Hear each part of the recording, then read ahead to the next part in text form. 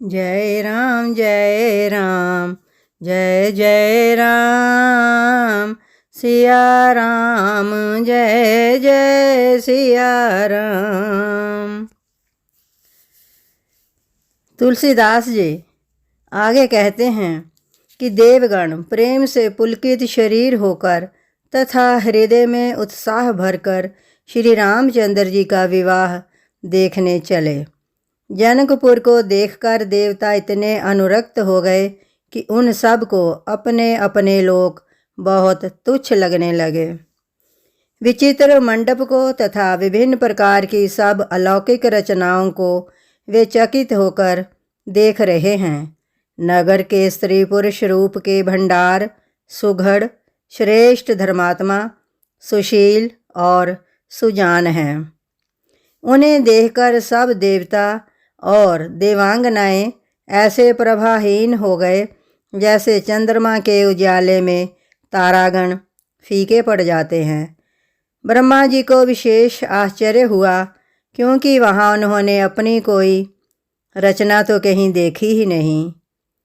तब शिवजी ने सब देवताओं को समझाया कि तुम लोग आश्चर्य में मत भूलो, हृदय में धीरज धरकर विचार तो करो कि ये भगवान की महिमामयी निज शक्ति श्री सीता जी का और अखिल ब्रह्मांडों के परम ईश्वर साक्षात भगवान श्री रामचंद्र जी का विवाह है, जिनका नाम लेते ही जगत में सारे अमंगलों की जड़ कट जाती है और चारों पदार्थ अर्थ धर्म काम मोक्ष मुट्ठी में आ जाते हैं। ये वे ही जगत के माता पिता श्री सीता राम जी हैं। काम के शत्रु शिवजी ने ऐसा कहा।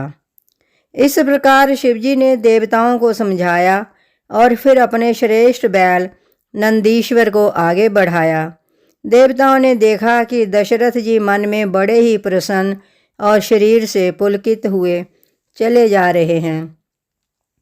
उनके साथ परम हर्ष युक्त साधुओं और ब्राह्मणों की मंडली ऐसी शोभा दे रही है जैसे समस्त सुख शरीर धारण करके उनकी सेवा कर रहे हों। चारों सुंदर पुत्र साथ में ऐसे सुशोभित हैं मानो संपूर्ण मोक्ष शरीर धारण किए हुए हों। मरकत मणि और स्वर्ण रंग के सुंदर जोड़ियों को देखकर देवताओं को कम प्रीति नहीं अर्थात बहुत ही प्रीति हुई। फिर रामचंद्र जी को देखकर वे हृदय में अत्यंत हर्षित हुए और राजा की सराहना करके उन्होंने फूल बरसाए। नाक से शिख तक श्री रामचंद्र जी के सुंदर रूप को बार बार देखते हुए पार्वती जी सहित श्री शिव जी का शरीर पुलकित हो गया और उनके नेत्र जल से भर गए। राम जी का मोर के कंठ की सी कांति वाला हरिताभ श्याम शरीर है। बिजली का अत्यंत निरादर करने वाले प्रकाशमय सुंदर पीत रंग के वस्त्र हैं। सब मंगल रूप और सब प्रकार से सुंदर भांति भांति के विवाह के आभूषण शरीर पर सजाए हुए हैं। उनका सुंदर मुख शरद पूर्णिमा के निर्मल चंद्रमा के समान मनोहर, नेत्र नवीन कमल को लजाने वाले हैं। सारी सुंदरता अलौकिक है, माया की बनी नहीं है, दिव्य सच्चिदानंदमयी है, वह कही नहीं जा सकती, मन ही मन बहुत प्रिय लगती है। साथ में मनोहर भाई शोभित हैं जो चंचल घोड़ों को नचाते हुए चले जा रहे हैं। राजकुमार श्रेष्ठ घोड़ों को दिखला रहे हैं और वंश की प्रशंसा करने वाले बिरुदावली सुना रहे हैं। जिस घोड़े पर श्री राम जी विराजमान हैं उसकी तेज चाल देखकर गरुड़ भी लजा जाते हैं। उसका वर्णन नहीं हो सकता, वह सब प्रकार से सुंदर है मानो कामदेव ने घोड़े का वेश धारण कर लिया हो। मानो श्री रामचंद्र जी के लिए कामदेव घोड़े का वेश बनाकर अत्यंत शोभित हो रहा है। वह अपनी अवस्था, बल, रूप, गुण और चाल से समस्त लोगों को मोहित कर रहा है। सुंदर मोती मणि और माणिक्य लगी हुई जड़ाऊं जीन ज्योति से जगमगा रहा है। उसकी सुंदर घुंघरू लगी ललित लगाम को देखकर देवता, मनुष्य और मुनि सब ठगे जाते हैं।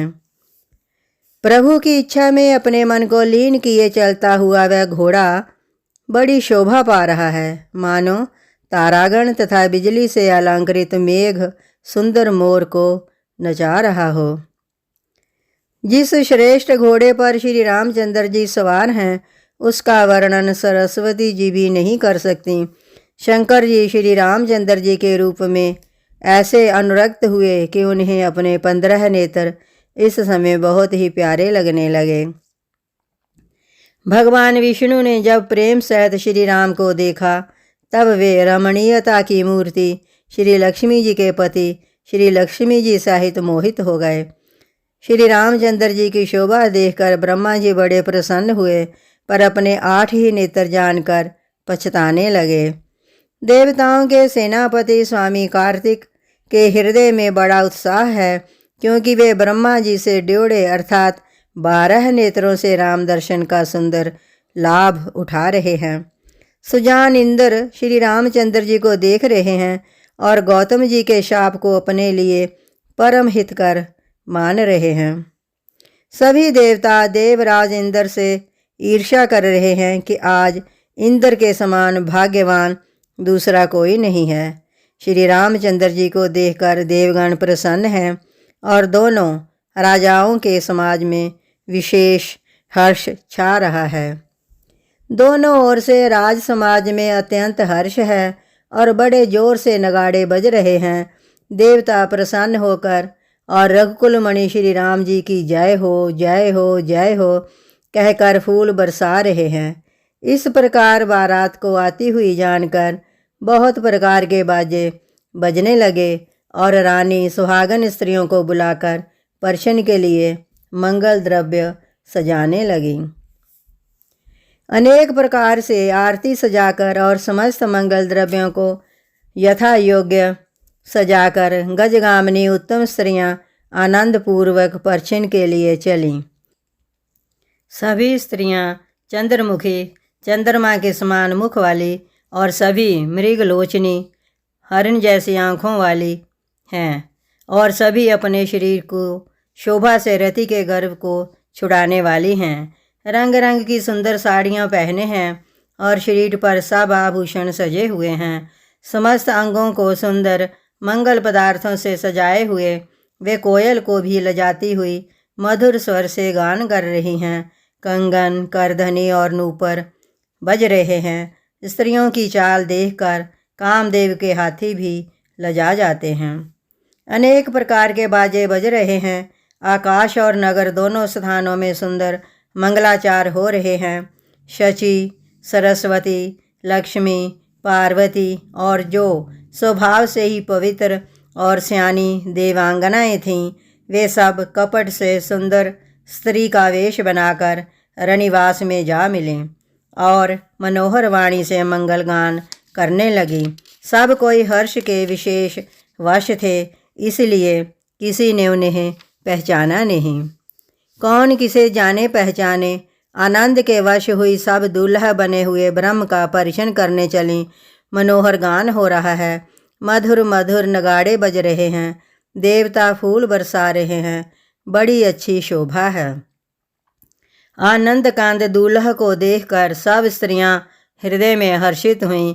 उनके कमल सरीखे नेत्रों में प्रेमाश्रुओं का जल उमड़ आया और सुंदर अंगों में पुलकावली छा गई। श्री रामचंद्र जी का वर वेश देखकर सीता जी की माता सुनैना जी के मन में जो सुख हुआ, उसे हजारों सरस्वती और शेष जी 100 कल्पों में भी नहीं कह सकते, अथवा लाखों सरस्वती और शेष लाखों कल्पों में भी नहीं कह सकते। मंगल अवसर जानकर नेत्रों के जल को रोके हुए रानी प्रसन्न मन से परछन कर रही हैं। वेदों में कहे हुए तथा कुलाचार के अनुसार सभी व्यवहार रानी ने भली भांति किए। पंच शब्द, तंत्री, ताल, झांझ, नगारा और तुरही, इन 5 प्रकार के बाजों के शब्द, पंच ध्वनि, वेद ध्वनि, वंदी ध्वनि, जय ध्वनि, शंख ध्वनि और हुलू ध्वनि और मंगल गान हो रहे हैं। विभिन्न प्रकार के वस्त्रों के पावड़े पड़ रहे हैं। उन्होंने रानी ने आरती करके अर्घ दिया। तब श्री राम जी ने मंडप में गमन किया। दशरथ जी अपनी मंडली सहित विराजमान हुए। उनके वैभव को देखकर लोकपाल भी लजा गए। समय समय पर देवता फूल बरसाते हैं और भूदेव ब्राह्मण समयानुकूल शांति पाठ करते हैं। आकाश और नगर में शोर मच रहा है, अपने पराई कोई कुछ भी नहीं सुनता। इस प्रकार श्री रामचंद्र जी मंडप में आए और अर्घ्य देकर आसन पर बैठाए गए। आसन पर बैठाकर आरती करके दूल्हा को देखकर स्त्रियां सुख पा रही हैं। वे ढेर के ढेर मणि, वस्त्र और गहने निछावर करके मंगल गा रही हैं। ब्रह्मा आदि श्रेष्ठ देवता ब्राह्मण का वेश बनाकर कौतुक देख रहे हैं। वे रघुकुल रूपी कमल के प्रफुल्लित करने वाले सूर्य श्री रामचंद्र जी की छवि देखकर अपना जीवन सफल जान रहे हैं। नाई, बारी, भाट और नट श्री रामचंद्र जी की निछावर पाकर आनंदित हो सिर झुकाकर आशीष देते हैं। उनके हृदय में हर्ष समाता नहीं है। वैदिक और लौकिक सब रीतियां करके जनक जी और दशरथ जी बड़े प्रेम से मिले। दोनों महाराज मिलते हुए बड़े ही शोभित हुए। कवि उनके लिए उपमा खोज खोज कर लजा गए। जब कहीं भी उपमा नहीं मिली तब हृदय में हार मानकर उन्होंने मन में यही उपमा निश्चित की कि इनके समान ये ही हैं। समधियों का मिलन या परस्पर संबंध देखकर देवता अनुरक्त हो गए और फूल बरसाकर उनका यश गाने लगे। वे कहने लगे, जब ब्रह्मा जी ने जगत को उत्पन्न किया तब से हमने बहुत विवाह देखे सुने, परंतु सब प्रकार से समान साज समाज और बराबरी के पूर्ण समता युक्त समधि तो आज ही देखे। देवताओं की सुंदर सत्यवाणी सुनकर दोनों ओर अलौकिक प्रीति छा गई। सुंदर पावड़े और अर्घ देते हुए जनक जी दशरथ जी को आदरपूर्वक मंडप में ले आए। जय राम जय राम जय जय राम सिया राम जय जय सिया राम।